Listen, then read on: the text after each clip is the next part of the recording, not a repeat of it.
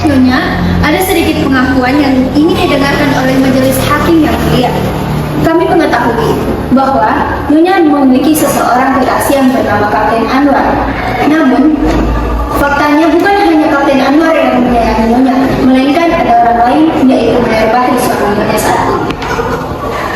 Kemudian, Kapten Anwar dijatuhi hukuman mati di pengadilan Medan Barat.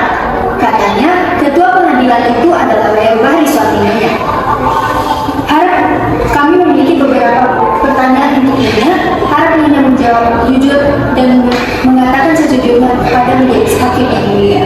Sudah berapa tahun Nyonya berhubungan rumah tangga dengan saudara Bahri? Lebih dari 30 tahun. Waktu yang cukup panjang untuk mengenal pribadi seseorang. Apakah mungkin saudara Bahri menjatuhkan hukuman mati kepada sahabatnya Kapten Anwar karena ingin menikahi Nyonya? Coba Nyonya renungkan. Saya tidak pernah meragukannya. Saya kenal sifat suami saya. Suami saya seorang prajurit, seorang pejuang yang setia. Tidak, dia bukan pembunuh. Tolong Nyonya menjelaskan lebih jelas kepada yang mulia. Suami saya tidak membunuh Anwar karena ingin menikah dengan saya. Baik, terima kasih Nyonya. Untuk sementara sekian dulu yang mulia. Saudara penuntut umum, giliran saudara.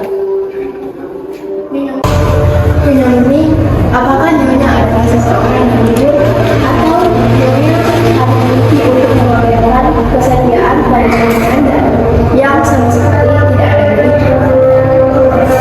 Yang mulia, saya keberatan dengan apa yang telah ditanyakan oleh saudara penuntut umum. Di sini yang diadili adalah saudara Bahri, bukan Nyonya Murni. Maaf yang mulia, pembela terlalu terburu nafsu. Saya di sini belum selesai bicara. Saya bukan mengadili.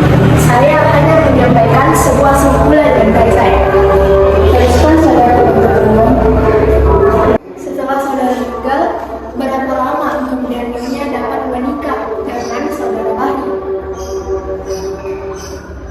Ayolah Nyonya Murni. Menurut keterangan yang kami peroleh, Nyonya sangat cinta pada saudara Anwar. Apa benar? Begitu cinta padanya, hingga lamaran saudara Bahri yang pangkatnya lebih tinggi dari saudara Anwar. Nyonya tahu. Saya tidak tahu pasti, biarpun kepastian ini tidak penting. Dalam permesraan dengan saudara Anwar tidak akan begitu aneh jika saudara Nyonya dan saudara Anwar bersatu untuk sehidup semati. Memang begitu biasanya anak-anak muda yang sedang cinta. Lalu dia menikah. Berapa bulan kemudian Nyonya menikah dengan saudara Bahri? 2 bulan. Keras sedikit. 2 bulan. 2 bulan. Hebat sekali kesetiaan Nyonya pada saudara Anwar. Belum lagi jasadnya yang menusuk dalam kubur. Nyonya sudah berpaling dengan laki lain. Sayangnya, perempuan apa sebenarnya Nyonya? Perempuan pengetahuan cinta yang indah dan bergantung kepada laki lain. Penjual manis, pendusta. Yang mulia, saya keberatan atas pertanyaan-pertanyaan dari penuntut umum. Yang saya kemukakan bukan simpulan. Kalau boleh bertanya pada saudara pembela terhormat, simpulan apa yang akan ia ambil dari kenyataan-kenyataan ini? Cara saudara mengajukan pertanyaan seolah-olah saudara memojokkan Nyonya Murni. Saya tidak menunjukkan siapa-siapa. Itu adalah prasangka saudara di sini. Saudara-saudara bicara melalui hakim. Maaf yang mulia. Saudara penuntut umum teruskan. Untuk sementara, sekian dulu maaf yang mulia. Saudara pembela silakan. Yang Murni, betul fakta. Setelah 2 bulan meninggalnya Kapten Anwar, Nyonya Murni telah menikah dengan Mayor Bahri. Tentu masyarakat akan bertanya-tanya dan curiga, bagaimana bisa seorang gadis yang begitu menyayangi kekasihnya yaitu Kapten Anwar menikah setelah meninggalnya dirinya. Coba Nyonya renungkan. Tentu Nyonya memiliki sebuah alasan mengapa Nyonya melakukan hal tersebut. Apa alasannya? Setelah Anwar meninggal, saya hancur dulu. Dunia ini serasa kiamat. Saya hampir sesat. Saya memutuskan untuk bunuh diri, tapi Tuhan melindungi saya. Bermalam-malam saya berjuang melawan keinginan saya itu. Saya berhasil mengambil keputusan. Saya akan hidup terus. Saya harus bisa melupakan. Tapi saya perempuan sendiri, memerlukan perlindungan. Setiap tahun ia membawa saya ziarah ke makam Anwar. Mula-mula saya mengira mencintai dua orang lelaki, tapi kenyataannya saya mencintai seorang bayi. Lalu di mana tempat Anwar? Kami berdua mencintai Anwar sebagai teman. Oke, baik, terima kasih. Ya yang mulia, Nyonya Murni, apakah saudara Bahri pernah membahagiakannya? Ia berusaha sekuatnya membahagiakan saya, dan saya memang bahagia. Nyonya berdusta, bagaimana tidak? Baru tadi pagi, Nyonya mengeluh kepada suami Nyonya, karena Nyonya menuntut saat-saat yang diperlukan untuk menjadi pesanan. Karena suami Nyonya tidak memberikan waktu yang menjadi hak Nyonya, karena suami Nyonya adalah seseorang yang tidak mengenal cinta sejati, yang hanya menikahi Nyonya karena nafsu semata. Bukan karena percakapan itu percakapan rahasia, tapi karena Tuhan tidak akan pernah mengerti bahasa yang kami pergunakan. Karena bahasa yang berlaku antara suami istri adalah bahasa khusus, yang hanya dapat dimengerti oleh mereka berdua. Mungkin kata-katanya sama dengan yang Tuhan dengar di pasar atau baca di koran. Tapi setiap kata dibebani rasa yang tumbuh dari suka duka kehidupan kemesraan mereka berdua. Kalau begitu, tidak masuk akal sekali jika usaha manusia menjadikan pengadilan untuk menetapkan suatu perceraian. Perceraian terjadi jika bahasa itu sudah mati dan digantikan oleh bahasa pasar dan bahasa koran yang jadi milik orang banyak. Baik, saya tidak akan memasuki tentang persoalan itu lebih jauh. Yang mulia, yang ingin saya buktikan ialah bahwa saudara Bahri adalah seseorang yang dikendalikan oleh hawa nafsu. Nyonya, waktu saudara Bahri melamar Nyonya dan Nyonya menolak lamarannya, apa kata-kata yang diucapkan oleh saudara Bahri? Saya mengerti kekecewaannya. Apa yang dia ucapkan tidak penting. Penting atau tidak penting adalah urusan majelis hakim. Apa katanya? Saya sudah lupa. Ayo Nyonya, Nyonya tidak lupa. Yang mulia, apa kamu saya dengarkan sesuatu pada istri saya? Katakan yang sebenarnya. Murni hanya kebenaran yang bisa menyelamatkan saya. Ia berkata, sekarang soalnya jelas sudah. Kata yang menjadi niat waktu tertuduh menjatuhkan hukuman mati sudah jelas. Ia ingin membunuh saksi yang merupakan saingan baginya.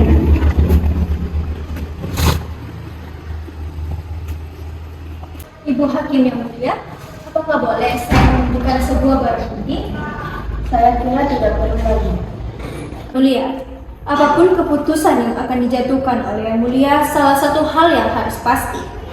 Keputusan itu harus terdiri dari keputusan berdasarkan kebenaran. Di dunia sudah terlalu syarat dengan segala macam prasangka buruk. Baik, silakan. Surat ini ditulis pada malam setelah tertuduh menyampaikan lamarannya pada saudara Murni. Surat ini kemudian dikirimkan pada Murni dengan bantuan seorang prajurit. Tetapi sayangnya prajurit itu terbunuh. Dan surat ini tidak sampai ke tangan Murni, melainkan ke tangan saya. Saya minta supaya Yang Mulia sudi membacakannya. Adinda Murni yang tercinta, biarpun cinta Kakanda telah Adinda tolak, semoga Adinda masih bersedia membaca surat ini dan mempertimbangkan permohonan Kakanda. Kakanda minta maaf atas siapa yang Kakanda langgarkan di hadapan Adinda. Kakanda begitu kecewa dan sedih, hingga Kakanda kehilangan kendali atas diri Kakanda. Lalu Kakanda berkata, kalau begitu tidak ada jalan lain, salah satu di antara kami, saya atau Anwar, harus mati. Kakanda menyesal sedalam-dalamnya atas ucapan itu. Kakanda malu. Kakanda kini ingin bicara dari lubuk hati Kakanda. Adinda bebas menentukan pilihan. Jika Adinda memutuskan untuk memilih Anwar, maka Kakanda akan mengucapkan syukur dan berdoa pada Tuhan supaya kalian bahagia. Anwar adalah sahabat Kakanda. Kalau dia bahagia, maka Kakanda juga bahagia. Salam Kakanda, Saiful Bahri. Terima kasih Yang Mulia, saya tidak akan mengajukan pertanyaan lagi. Saudara penuntut umum masih ingin mengajukan pertanyaan pada saksi? Tidak, Yang Mulia. Apa ada yang saudara ingin sampaikan pada majelis hakim? Ada sedikit, Yang Mulia. Sebuah perbuatan ditentukan oleh niat pelakunya. Dari pemeriksaan yang dilakukan sudah cukup jelas bahwa niat apa yang tersembunyi di balik hukuman yang akan dijatuhkan oleh tertuduh. Biarpun Saudara Bahri mengatakan bahwanya semua yang ia lakukan demi Tuhan, demi negara dan bangsa, niat yang sebenarnya adalah untuk menyingkirkan saingannya. Dengan demikian, dia bukan orang yang melakukan tugas, tapi ia harus dinyatakan sebagai seorang pembunuh. Terima kasih. Saudara pembela, saudara, saya persilakan untuk menyampaikan pembelaan saudara yang terakhir pada majelis hakim. Majelis Hakim yang mulia, kini sampailah saya pada akhir tugas saya, yaitu membantu dengan sekuat tenaga untuk menegakkan kebenaran dan mengembalikan hak kepada yang berhak. Perbuatan seseorang dinilai menurut nilai perilakunya. Tapi, siapakah yang dapat mengetahui niat seseorang? Namun, jika dapat mengetahui nilai seseorang, bagaimana niat seseorang, tentu kita akan menilainya menurut keterbatasan pribadi kita juga. Oleh karena itu, majelis hakim yang mulia, satu-satunya yang dapat menghakimi adalah pelaku itu sendiri. Tapi, itu hanya akan terjadi jika hati sanubari orang tersebut masih berfungsi sebagaimana mestinya. Jika suara hatinya masih bisa membedakan yang benar dan yang salah. Yang terbukti dalam mahkamah ini tidak apa-apa, kecuali bahwa saudara Saiful Bahri yang sekarang ini dihadapkan sebagai tertuduh bisa berkata jujur dan memiliki sikap yang rendah hati, tetap percaya pada Tuhan dan seorang yang memiliki tanggung jawab sepenuhnya atas semua perbuatannya. Oleh karena itulah pada tempatnya, jika keputusan pengadilan ini dikembalikan kepada hati sanubarinya sendiri, saya yakin majelis hakim yang mulia akan mempertimbangkannya. Akan mengundurkan diri untuk bermusyawarah dan mengambil keputusan. Dengan ini sidang saya undur beberapa saat.